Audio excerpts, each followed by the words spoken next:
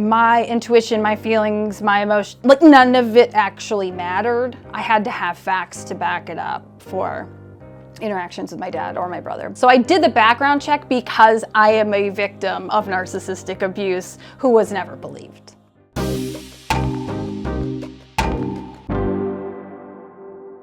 Hello, truth tellers. Welcome back to the ADHD Scapegoat podcast, where we talk about everything ADHD and scapegoating. I'm Angie. I'm Jeremy, and if you can hear that tiny crunching noise, that's our dog Ellie eating in the background. Yeah.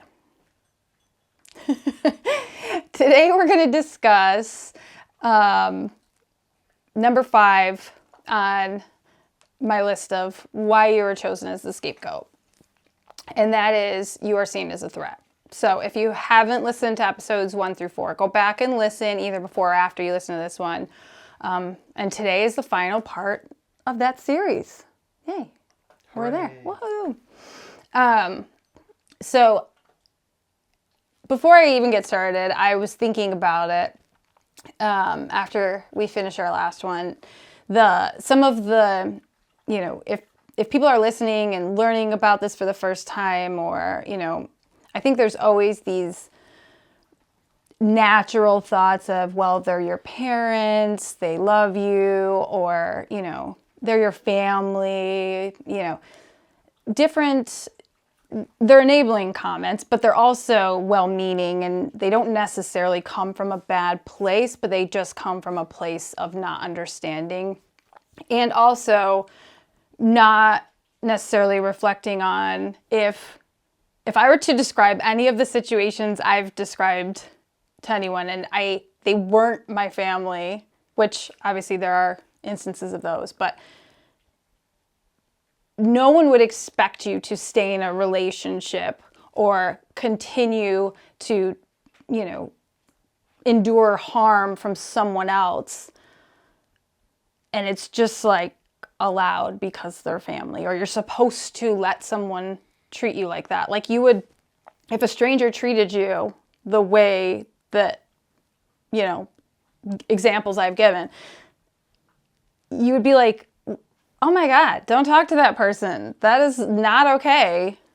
But for whatever reason, because there's a family connection, there's a little more blame put on the child for some reason instead of the parent. But still, it's just, if you're thinking those thoughts, or that's, possibly the first thought that comes to your mind, I think sometimes it's because you haven't experienced it, which, that is a privilege to not have experienced this, right?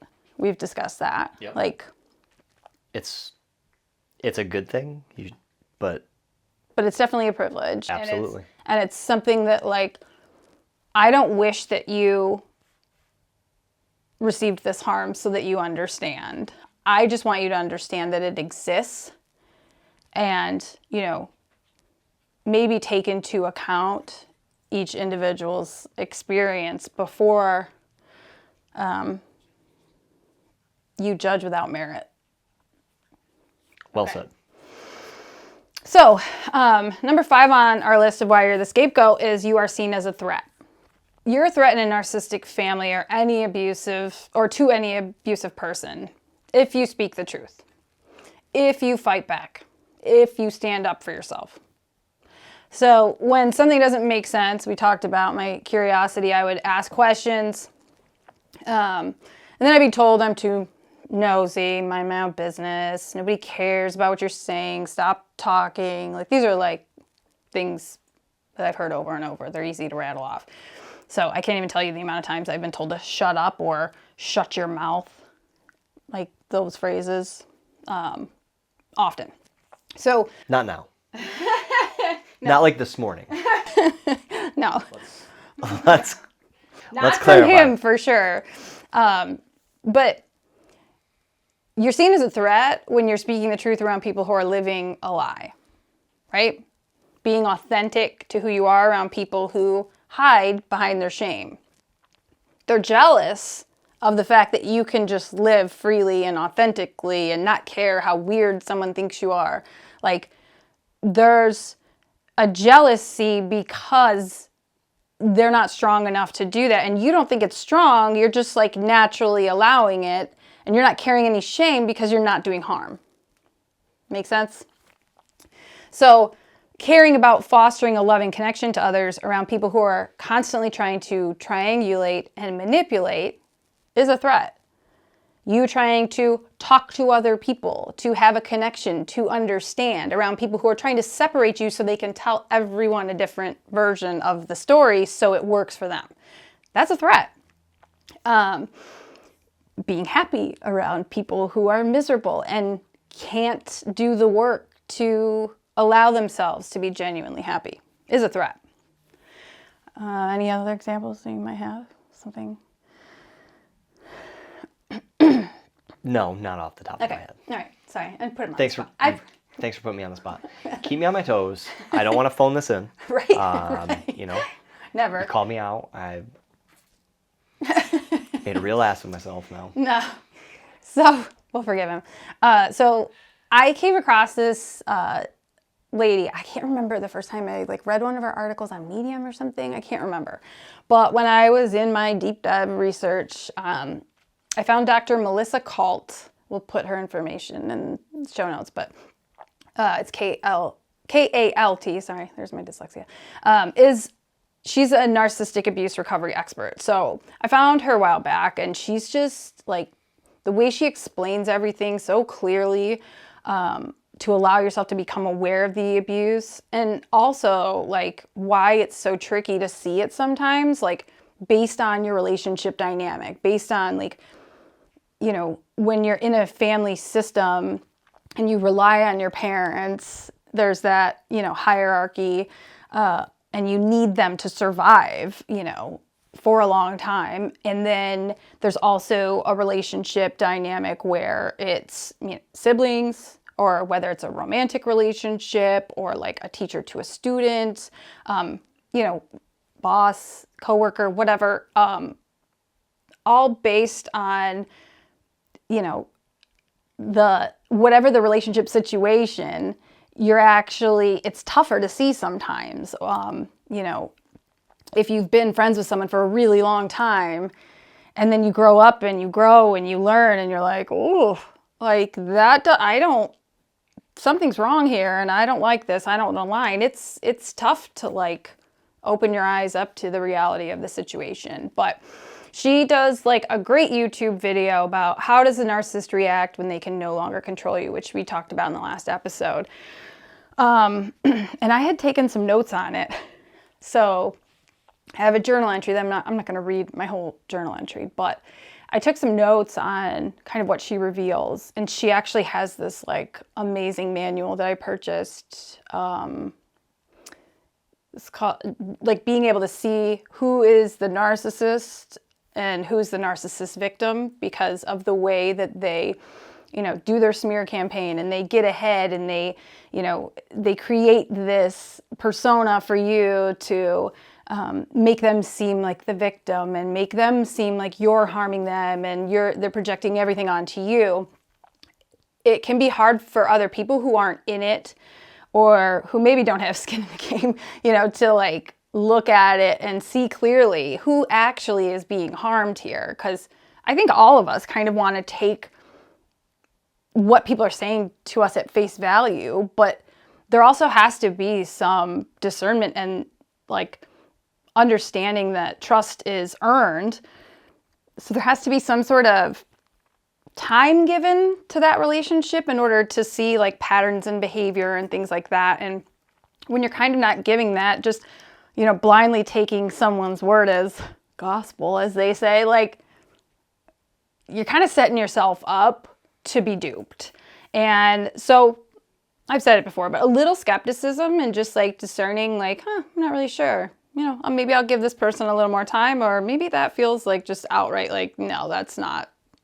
Now I feel like I can see it very quickly, that I don't spend too much time going back and forth about it. But okay, so I haven't shared this with him at all, so this is kind of new. But Is this a new segment on the podcast where we read pieces of your journal and I find things out? Well, at least you're gonna like it. Okay. Sit tight. So she talks about how does the narcissist act when they know that they can't control you, when they see that. So she talks about how the narcissist only cares about two things: their narcissistic supply, slow down, which is whether you're enabling them, whether you're, giving them everything they want, or even sometimes they're baiting you into an argument and you're arguing with them. There's a lot of things that they get out of each relationship because the only relationships they have are something that they get something out of anyway. But so if you're narcissistic supply, that's one thing. And the second thing they care about is preserving their idealized self and their made-up version of reality. So they make up this story about how they're a good person and how they've done no wrong and, however that weaves in their life. But they have this story that they like to tell, and it changes pretty regularly depending on who they're in front of. But they need to preserve that. And if you are disrupting both of those things, you're a problem. So I wrote in my journal that I have the power to disrupt both of those things. That's why I'm seen as a threat. I have power to expose their true self and reveal their made-up world.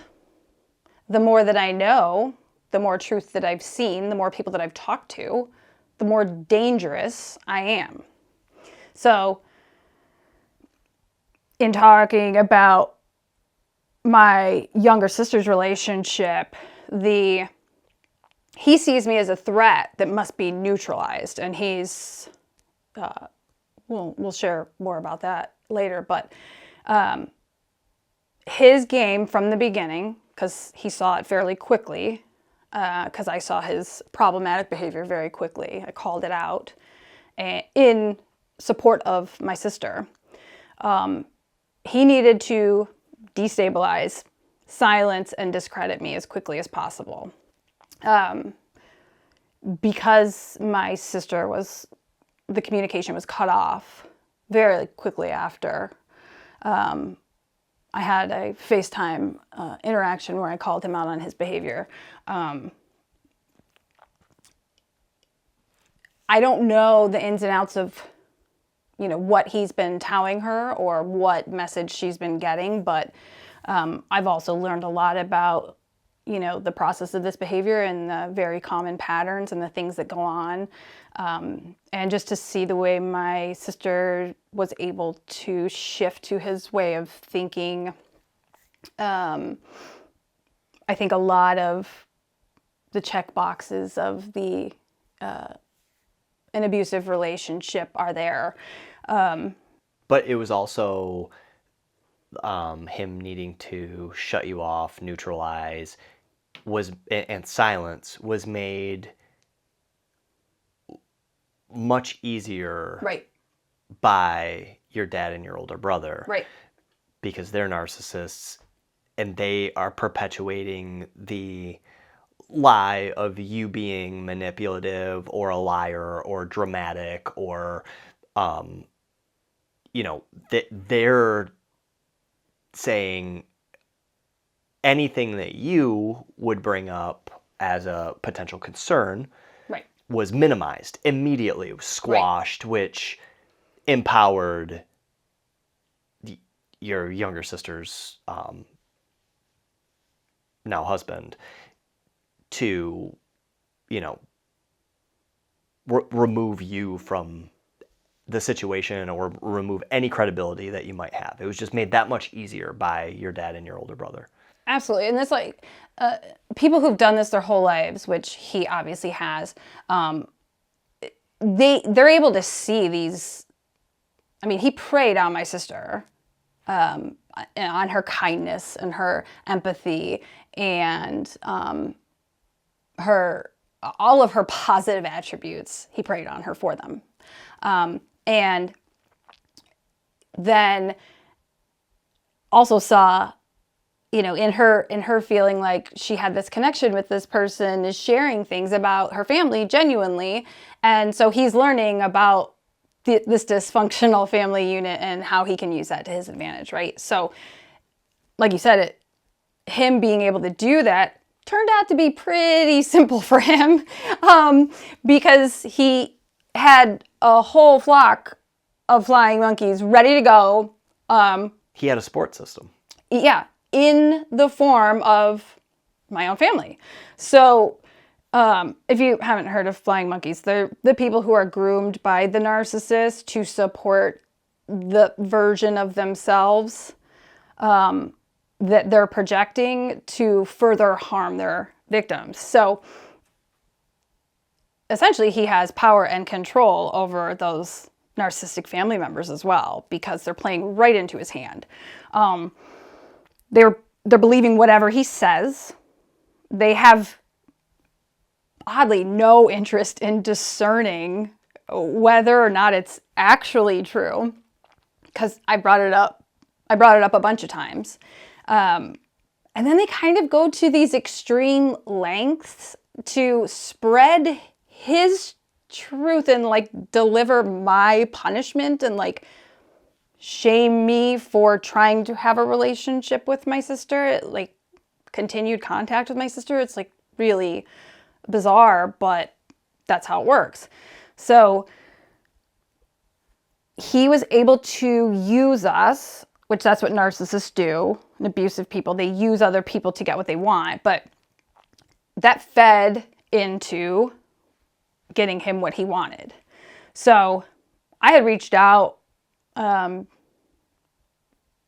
finally in a text, but letting them know until they're ready to see the truth, like his lies and their blind acceptance of those lies is what puts my sister in harm's way. It makes it invisible to her. It's hard for her to differentiate,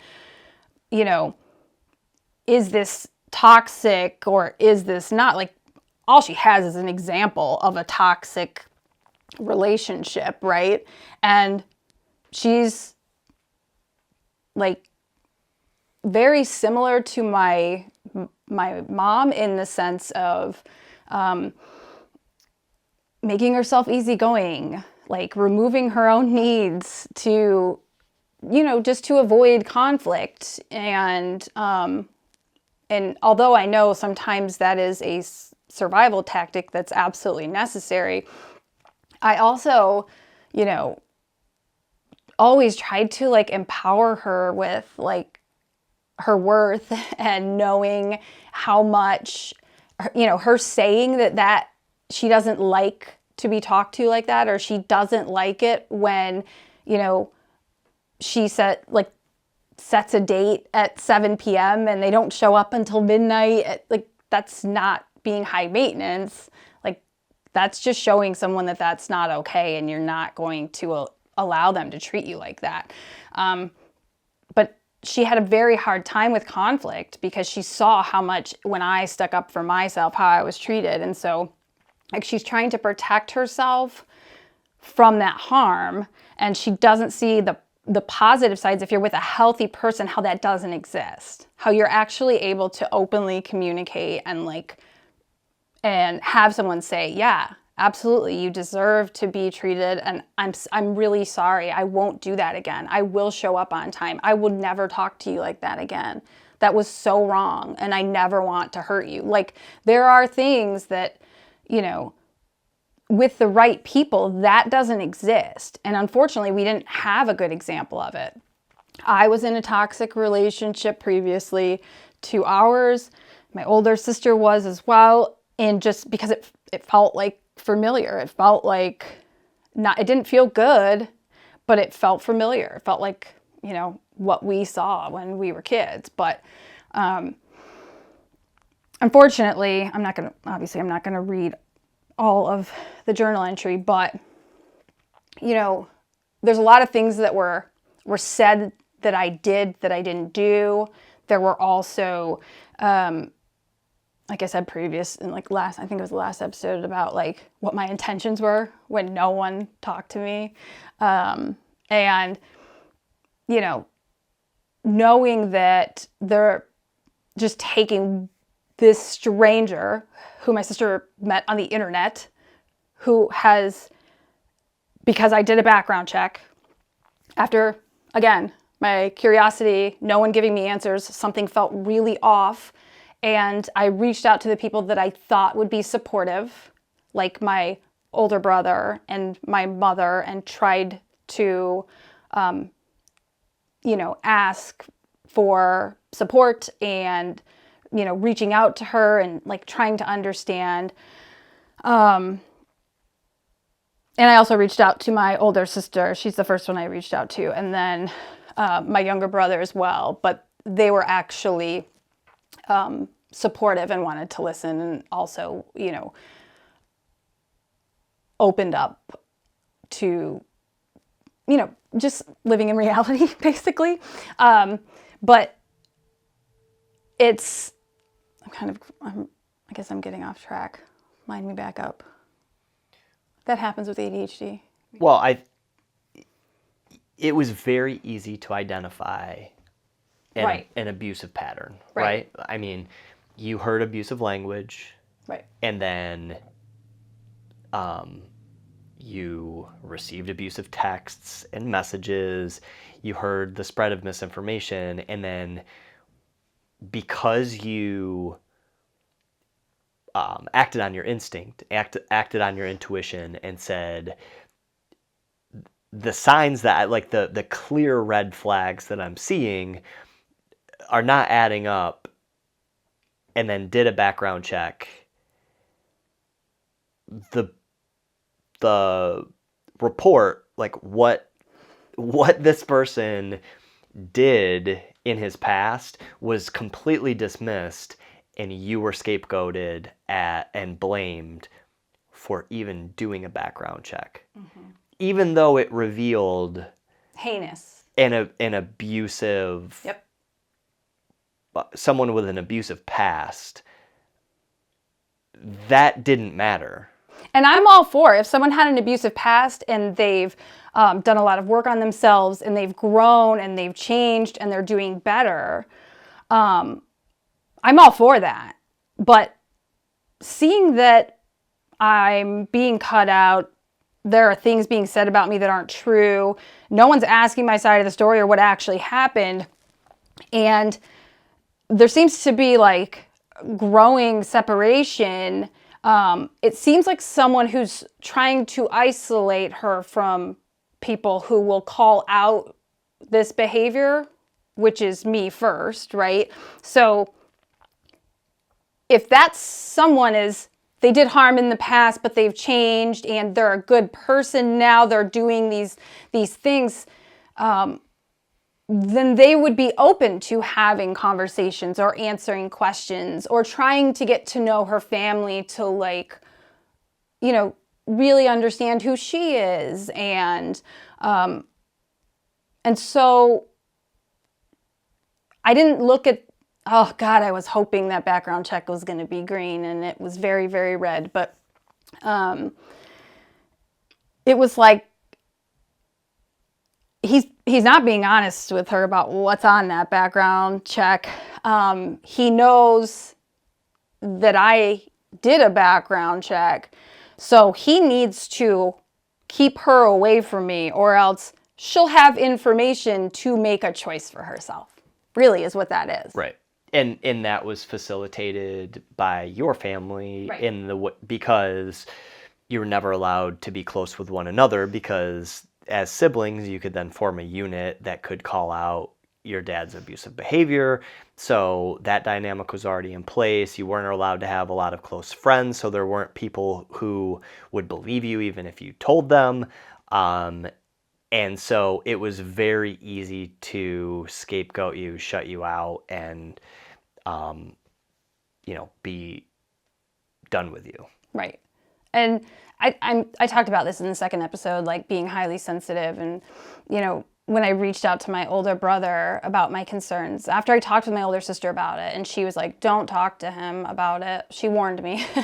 She was like, he's going to be awful to you because he's always awful to you. And she also had insight to other things that he'd previously said behind my back that at that time she wasn't ready to tell me, because she just thought it's so absurd that he talks about her that way. She doesn't need to hear these awful things that are lies that are being said about her behind her back, because no one wants to go tell someone, hey, this person's saying all these awful things.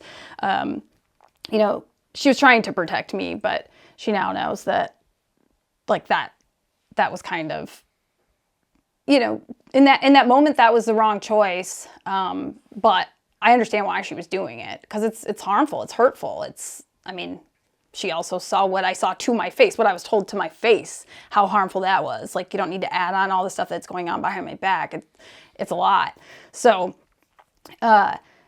she told me not to go say anything to him. And I was like giving him the benefit of the doubt. I'm like, listen, we're adults. He cares about her too. Like, he's the big brother. Like, he's supposed to protect us. And not thinking that he would do the opposite. But I went to him and he basically listened to me, you know, and again, I was still in that place of over-explaining and making sure I had all the information to back up my intuition, because my intuition, my feelings, my emotion, like, none of it actually mattered. I had to have facts to back it up for interactions with my dad or my brother. But so I had all of that too. And that's why I did the background check, by the way, because my intuition and my, you know, reading about how these domestic violence situations, you know, show up, and how the narcissistic abuse, the cycle, how it works, me learning about all that wouldn't matter, because I am not inside their house. I don't know their relationship, whatever.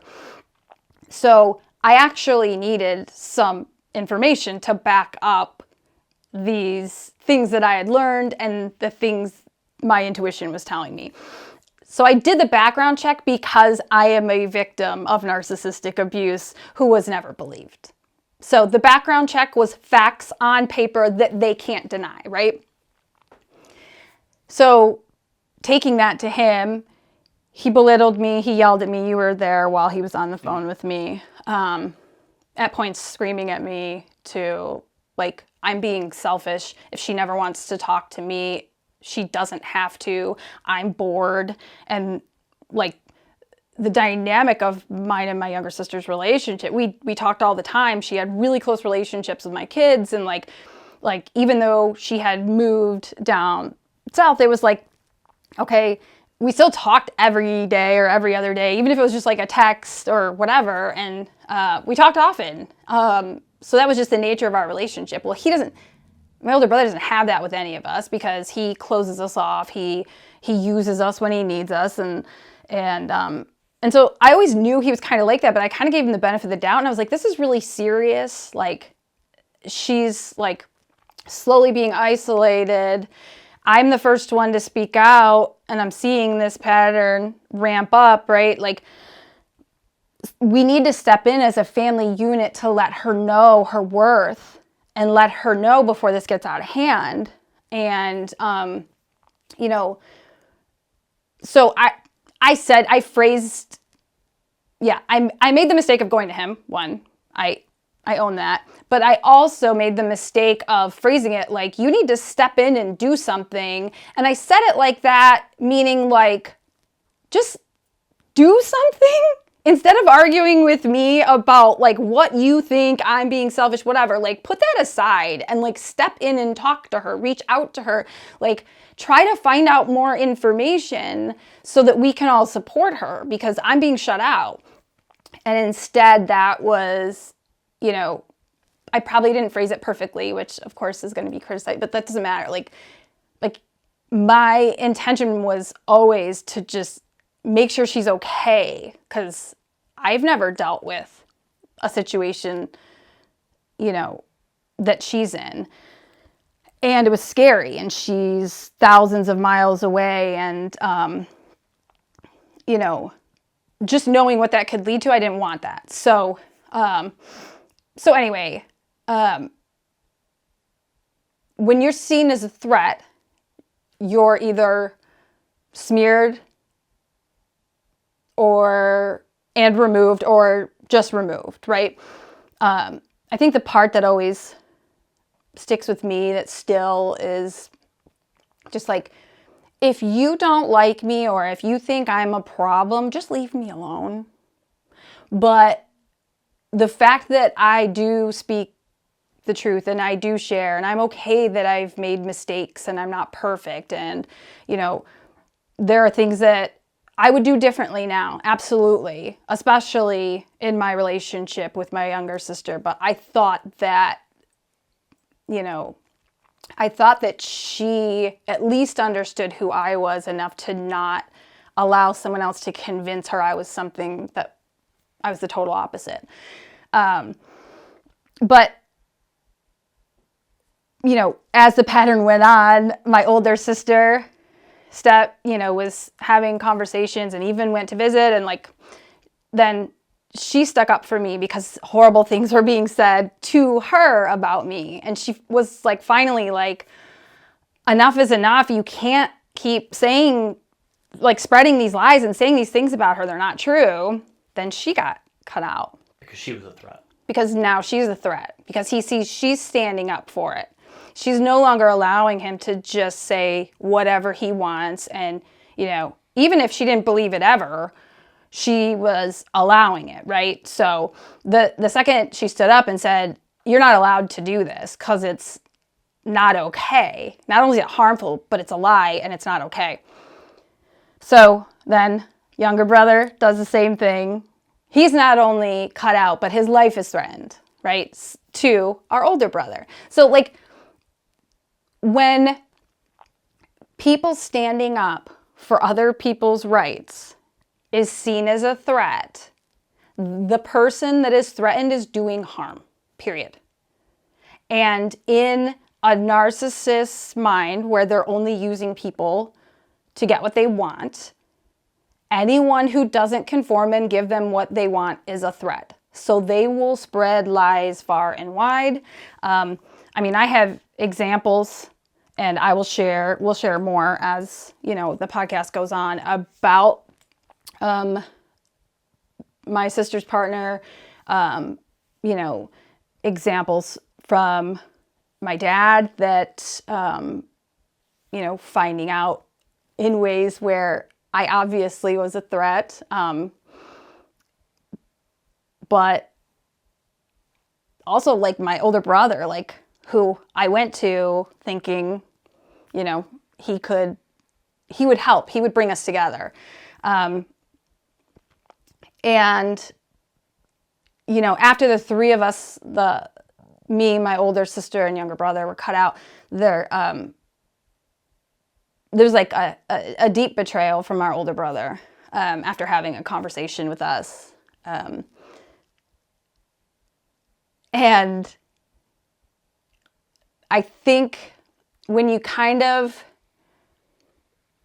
my younger brother was kind of giving everyone a little bit more of a chance to understand, and, you know, a little more of explaining. He even said at one point, it feels like a game of telephone, like we all just need to talk. And I kept saying to him, it's not a game of telephone. You're just being told lies. And I'm happy to come have a conversation openly and honestly, and I'll answer any questions. They're not willing to do that. They don't even say, like, he asked my dad, my mom, and have you talked to Angie about this? You say these are her intentions. You say these are these things. Have you even talked to her about it? Well, no, but, you know, like, just, they know what they're doing is wrong. So when you're seen as a threat in an abusive family system like this, there's always a smear campaign. I mean, I found out, it was like Thanksgiving, was it last year or 2 years ago? It was last year, wasn't it? I don't know. Where your brother-in-law, his sister's husband I shared. think it was last year. It was last year, yeah. he shared that he was out and about with his friends, like he was in town, out and about with his friends, and heard something about me not attending my sister's wedding and how awful that was or something, and that I chose not to attend or whatever. And he didn't say that I was threatened and not allowed to be there, and I was, told as much. And knowing that came, the person that he talked to, that came from my mother. It was awful. And I was like, I wasn't expecting that. It was like a chance encounter. So like, who knows how far and wide it goes, but it's really like, I can't even imagine doing that to my kids and like spreading these harmful like lies and letting a smear campaign happen. So anyway, we're going to wrap it up. We'll have more to say about all this as it goes on, but we want to leave you with this. If you've been the scapegoat and received this treatment, what is one way that you can hold on to your truth? Like, how can you work through the pain and the reality of the situation and continue to heal and live in line with your values? Because there's a lot of times where just the gravity of the situation, the weight, it's super heavy.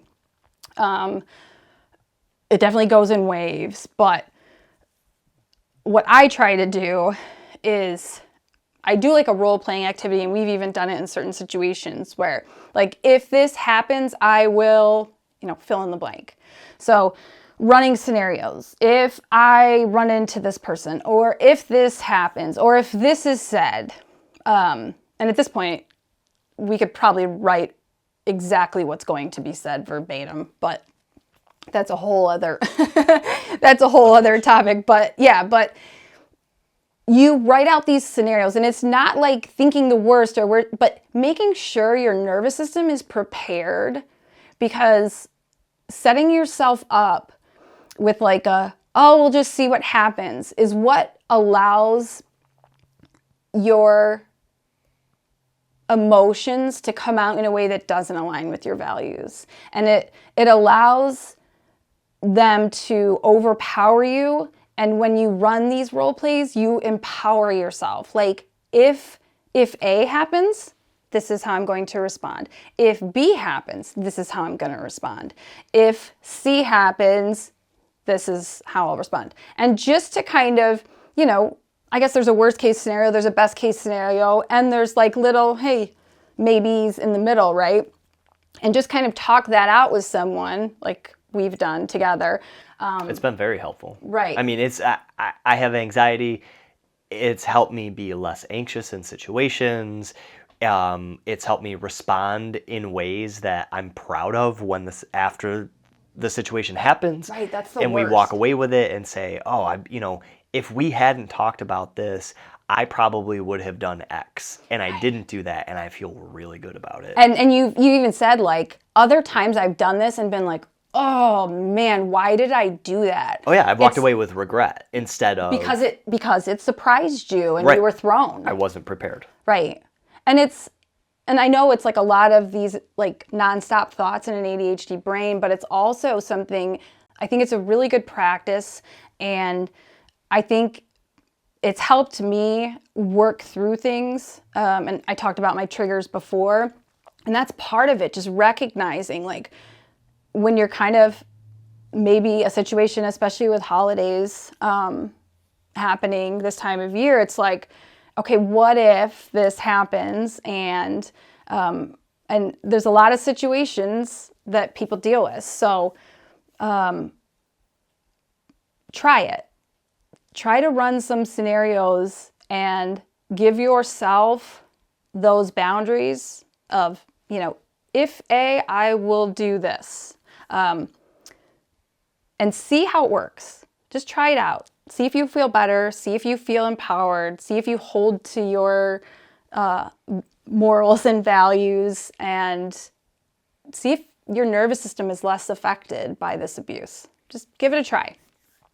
So now that we've run through these 5 reasons, what more would you add to this list? We'd love to connect with you, and we'd love to hear your feedback. So Till next time, truth tellers.